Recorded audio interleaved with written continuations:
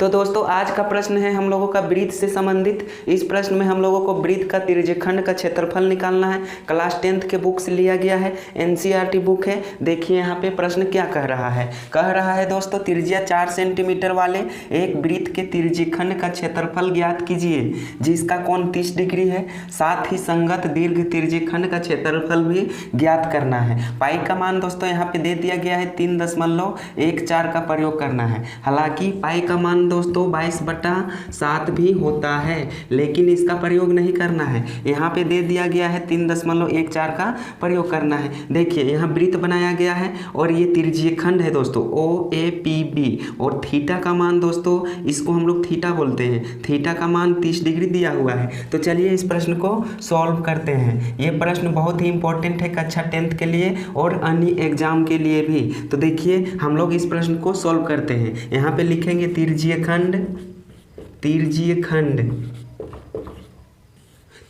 देखिए किसको कहेंगे OAPB। तो यहाँ लिख देंगे OAPB में, ठीक है, थीटा बराबर 30 डिग्री। यहाँ पे दिया हुआ है थीटा बराबर 30 डिग्री। अब दोस्तों हम लोगों को इसका क्षेत्रफल को निकालने के लिए एक सूत्र को याद रखना होगा। सूत्र क्या होता है, तो यहाँ पे देखिए, यहाँ पे लिख लेंगे त्रिज्यखंड का क्षेत्रफल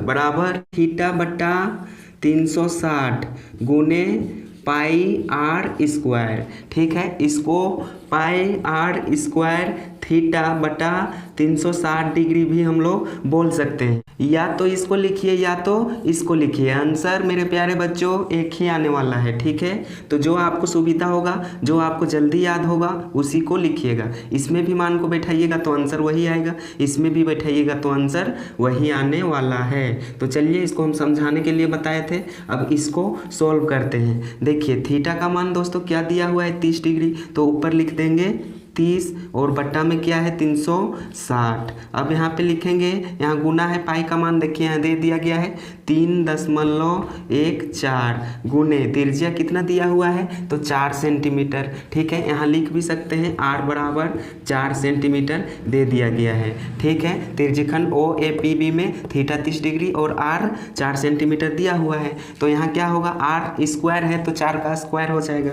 इसको दोस्तों हम लोग मेरे प्यारे बच्चों 4 गुने 4 भी लिख सकते हैं, क्योंकि स्क्वायर है ना, तो स्क्वायर का मतलब आप क्या समझते हैं 2 बार। ठीक है, 2 बार। तो यही चीज़ दोस्तों यहाँ पे हम लिख दिए हैं। 4 गुने 4 काटने में दोस्तों हम लोगों को सुविधा होगा, हल करने में सुविधा होगा। ठीक है, यहाँ तक आप लोग समझ गए होंगे। अब चलिए इसको काटते हैं। ये दोस्तों कट जाएगा, ऊपर एक 0 कटेगा, नीचे भी एक 0 कट जाएगा। इसको काटिए 3 एकम 3 और ये 12 तिया 36, 12 बार में कट जाएगा। इसको काटेंगे 4 एकम 4 और ये मेरे प्यारे बच्चों कितना बार में कटेगा 3 बार में, 3 चौका 12 हो जाएगा। तो ऊपर कितना बचा हुआ है देखिए 3.14 गुने 4 बचा हुआ है, बाकी बात सब कट चुका है और नीचे 3 बचा हुआ है। तो चलिए इसको गुना कर लेते हैं, कितना मिलेगा, 4 चौका 16 हो जाता है, 16 का 6, हाथ में 1, 4 एकम 4 और हाथ वाला 1, 5 हो जाएगा। अब देखिए 4 तिया 12। ठीक है, दशमलव लगेगा 2 अंक बाद यहाँ पे लग जाएगा। अब नीचे कितना बचा हुआ है 3, तो यहाँ पे लिख देंगे 3।